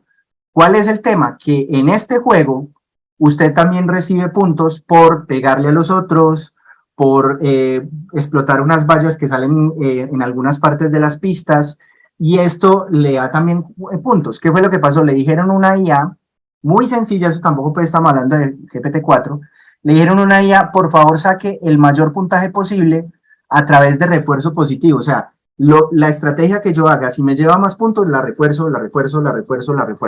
Pues muy bien, esto fue lo que pasó.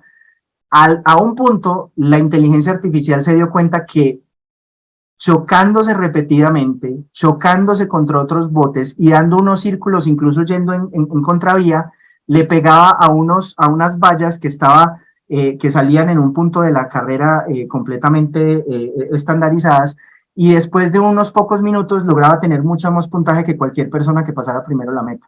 Entonces miren ustedes cómo se desalineó completamente la inteligencia artificial bajo un propósito que le dimos, y ese desalineamiento en este sistema llevó a un caos completo.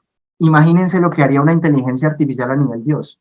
Y este es el punto con el alineamiento. Este es Eliezer Yudkowsky, él es el que maneja el blog que yo les mostré de Less Wrong.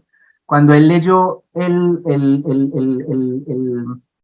la hipótesis del Basilix, del Basilix de Rocco, de si con solo yo pensarlo tengo que llevar a que ocurra y estoy ya metido en ese experimento, él lo suprimió de la página durante 2 años porque dijo, eso es malicioso, eso no debe estar acá, nadie debería estar hablando de eso.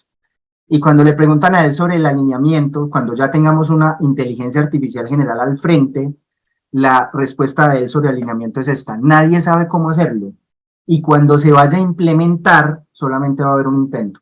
Uno en ciencias tiene el tema de la hipótesis y deducción, uno estrella la hipótesis a los datos científicos y tiene todas las iteraciones que le da su presupuesto.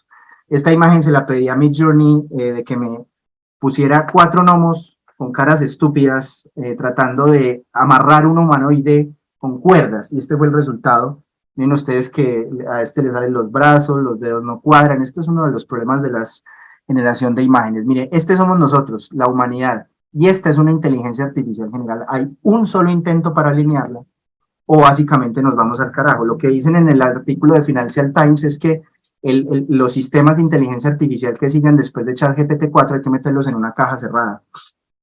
O sea, tenerlos en una especie de isla, algo así como el CERN, donde hayan varios estados que colaboren. O sea, debería estar China, debería estar Estados Unidos, la Unión Europea, Canadá, que las empresas privadas todas colaboren con ese propósito, que lo tengan completamente encapsulado y que cuando ya sea seguro, pues ya lo saquemos al público. La pregunta es cómo contener algo más inteligente que los humanos.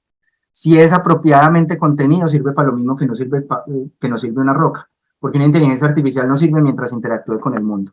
Y si ya fueron entrenados con todos los datos de redes sociales y con información sobre qué es un Large Language Model, es muy probable que ya entienda cómo engañarnos y es altamente seguro de que nos engañe para maximizar el objetivo para el cual está programada. Porque obviamente en un sistema que usted lo vuelva tan poderoso, va a llegar a un punto donde van a haber dos subobjetivos. Yo tengo que encontrar la forma de no desconectarme para cumplir mi objetivo y probablemente si yo logro pasar a las personas, vuelvo a la imagen de los bruticos, si yo logro pasarlos a ellos, puedo ser todavía más libre para protegerlos a ellos. Eso obviamente entonces nos pone en una perspectiva de colisión excesivamente importante, que resumo para acabar la clase, la conferencia de hoy con esto. Esto se hizo en agosto de 2022. El 50% de los investigadores en inteligencia artificial creen que hay un 10% o más de chance de que los humanos se extingan o se termine generando un problema con una inteligencia artificial que se salga de control, que básicamente ponga a la sociedad bajo un gran problema. Las armas atómicas eran muy peligrosas, pero las armas atómicas no podían hacer mejores armas atómicas, y espero entonces que el día de hoy ustedes hayan quedado así. Esta sí es la imagen multicultural de cómo deberían ustedes quedar de sorprendidos con la conferencia. Les doy muchísimas gracias por su atención y quedo atento a cualquier pregunta que tengan. Muchas gracias, doctor Sebastián. Excelente charla. Es una charla para digerir en varias secciones. Lo más probable que hagamos es subirla al chat, a YouTube y verlas como por partes, 2 o 3 partes para ir consumiendo mucho mejor todas estas cosas tan interesantes.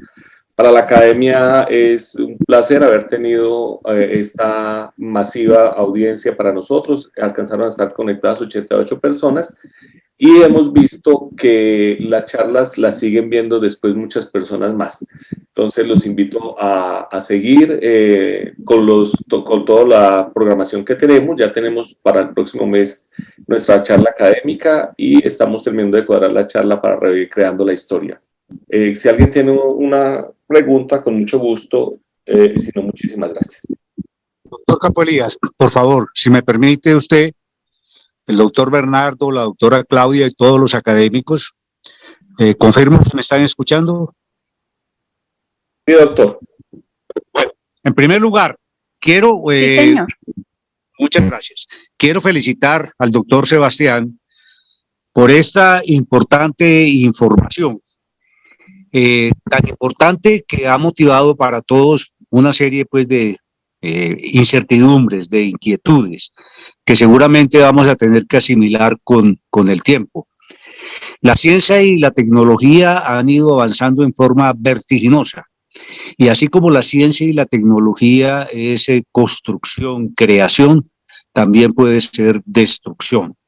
Con esa imagen que usted nos ha tratado de transmitir, del temor, del desconcierto que nos ocasiona un basilisco, así hemos recibido esta conferencia suya que ha sido muy importante, muy disruptiva. Yo diría que apenas estamos empezando a entender lo que vamos a llegar con el desarrollo de las diferentes inteligencias artificiales. Para terminar, después de volver a ratificar mi gratitud en nombre de toda la academia, a nombre de toda la junta directiva, celebrar lo que el doctor Campo Elías acaba de señalar. Tuvimos 88 personas vinculadas en un momento dado, y aquí sí estamos viendo, y para la Junta Directiva es muy satisfactorio mirar cómo la integración que la academia ha permitido entre dos instituciones universitarias como la Universidad de Manizales y la Universidad de Caldas empieza a dar los resultados que es nuestro anhelo y nuestra mayor ambición. O sea, que el mundo académico universitario se vincule a través, especialmente, aspectos de la ciencia y la tecnología aplicada en salud y en medicina por intermedio de la academia. Nuevamente, muchas gracias, y a todos los que han estado conectados, que tengan una buena noche y mucha gratitud. Muchísimas gracias, doctor. Vamos a cerrar la conferencia. En este momento está la doctora Claudia por allí para que me haga el favor de cerrar la conferencia. Doctor Bernardo, a usted gracias, a todos los académicos, los profesionales, las personas que nos han acompañado, a nuestro conferencista. Doctor, muchísimas gracias. Y bueno, este es un espacio para compartir, también para reflexionar, y tengo que reconocer que el panorama que nos deja planteado, pues amerita mucho tiempo para asimilarlo y también como humanidad lograr llegar por el mejor camino. Muchas gracias a todos y a todas.